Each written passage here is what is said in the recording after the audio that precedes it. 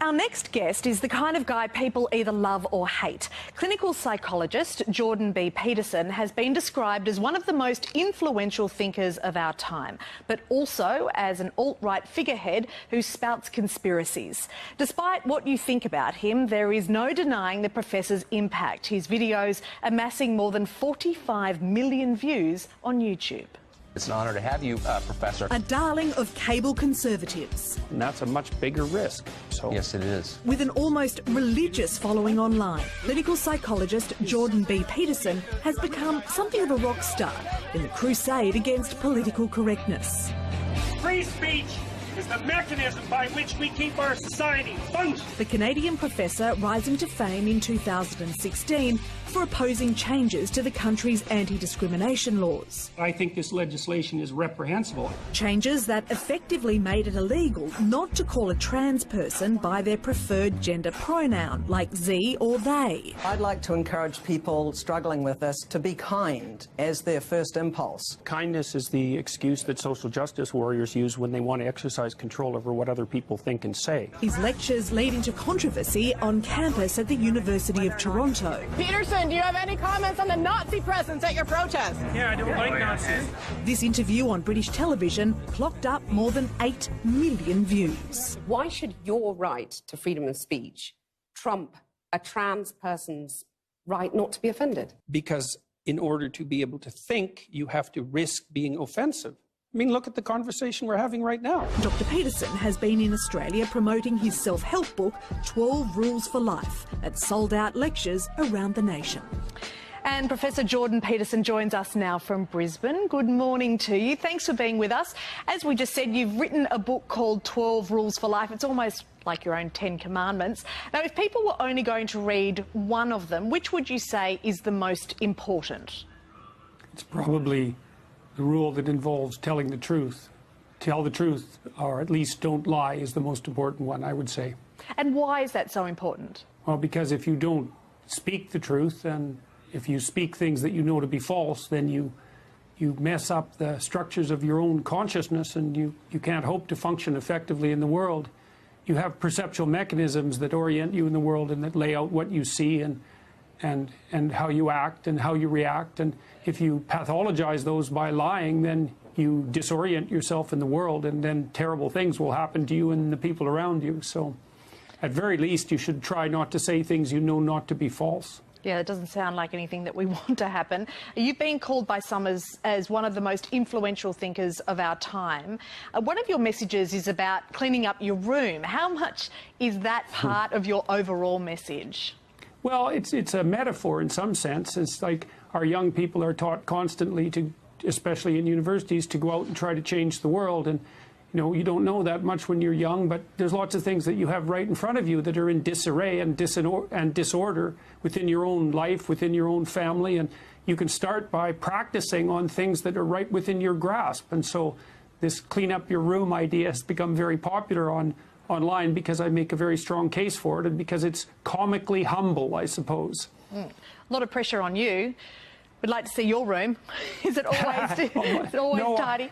No, I wouldn't say so. In the last 18 months, it's got rather messy because things have got beyond me to some degree, but I do make every effort I can to keep it orderly. So. Okay. Now, you say that one reason for the gender pay gap is the fact that women are agreeable. Do you think that women should be less agreeable? Well, they should be less agreeable if they want to be paid more when they're in a competitive enterprise. I mean, agreeableness has it's a big 5 personality trait. It has its utility. Agreeableness is extremely useful when you're dealing with very young children or with people who need care. That's the primary personality dimension, regulating compassion, for example. But in a competitive enterprise, then agreeableness sets you at a disadvantage, and you need to learn to be more assertive, how to stand up for yourself instead of other people, let's say. Well, that comes also to another point in your book where you say stand up straight, and that is also about being combative.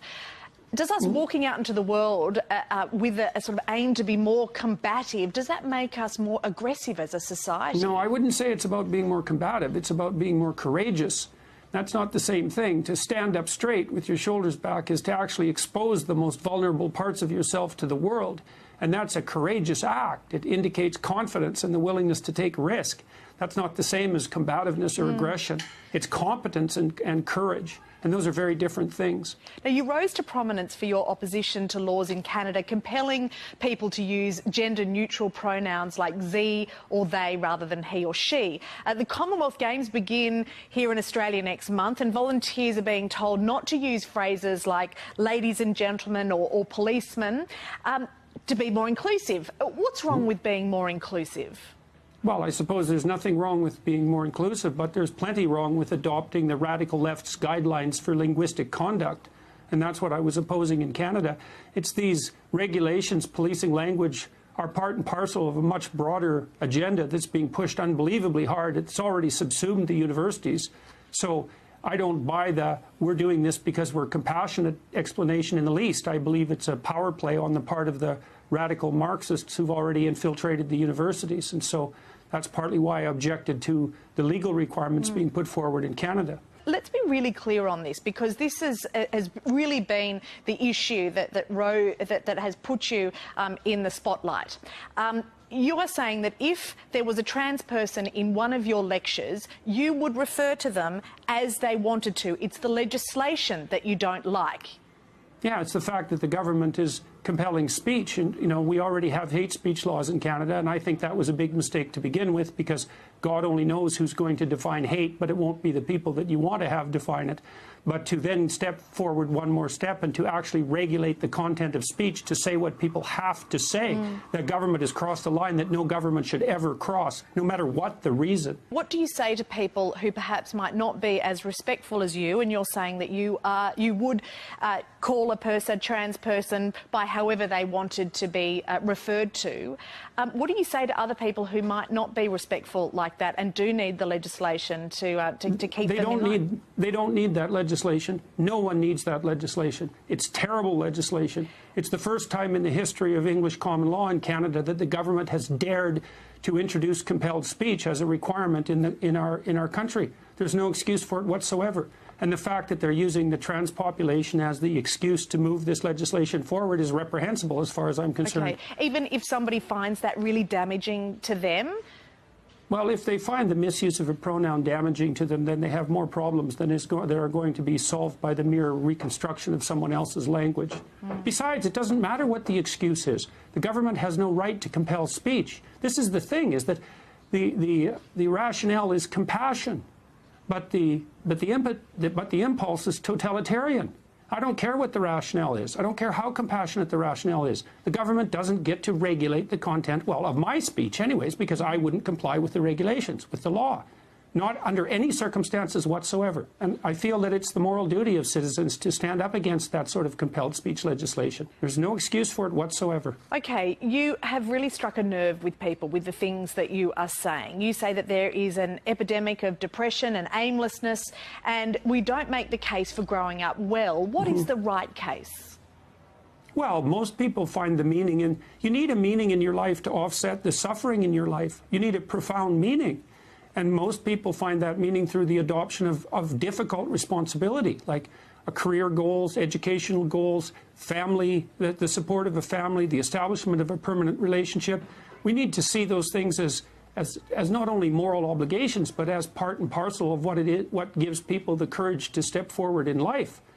And so I'd be making a strong case for responsibility and truth as an antidote to terror and uncertainty. And it's not a finger-wagging case either. I'm not saying, look, young people, get your act together because, you know, there's something wrong with you. I'm saying there's way more to you than you know, and that if you step forward properly, you can fill a hole in the world that's exactly your shape. That'll be good for you and for everyone else. It's a very positive idea. And people are responding to it as if it's a very positive idea. All right, we're out of time. Jordan Peterson, thank you so much for being with us. We appreciate it. Thanks very much for the interview. Fundamentally moral, and moral, as far as I'm concerned, has to do with action, right? Because moral decisions are the decisions that you make when you're structuring action. When you decide to do one thing or another, generally you want to do things that are the best things that you can think of to do, and hence good. But sometimes you also want to do things that are the worst things you can do, you know, because you're angry or resentful or bitter. And so the moral decisions that you make that govern your actions are really the most important decisions that you make in your life. And it's not that easy to figure out how to make moral decisions. We don't have an unerring technology for that the same way as we do for, say, making decisions about empirical reality, which in some ways seem a lot simpler. That's actually why people get married, you know, just so you know. Because this is built into marital vows. I'm not leaving, ever, no matter what.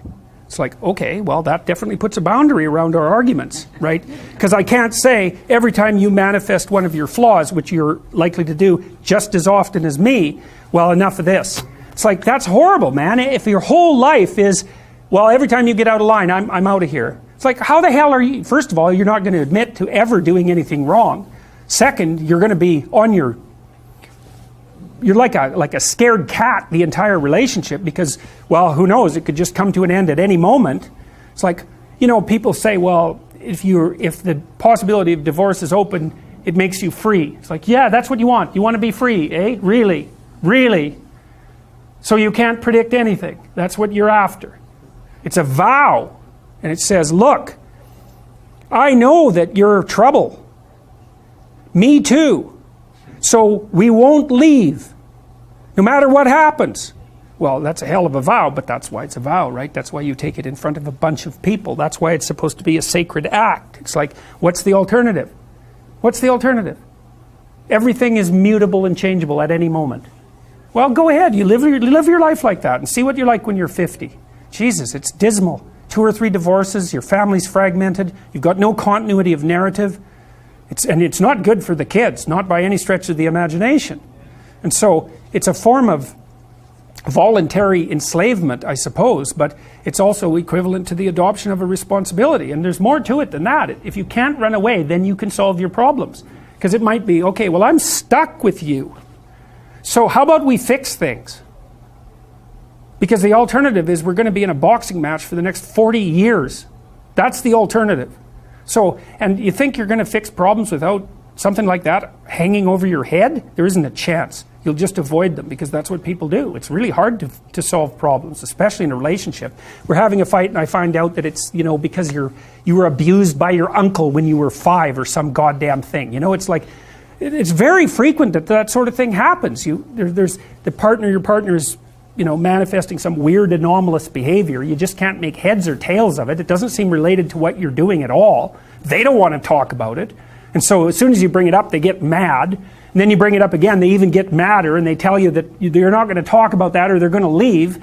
And so maybe you're really, really persistent because you're kind of a son of a bitch, and then they break down and cry, you know, and then they have this horrible memory that comes flooding forward that's completely, you don't know what to do with it, and then you have to sort it out.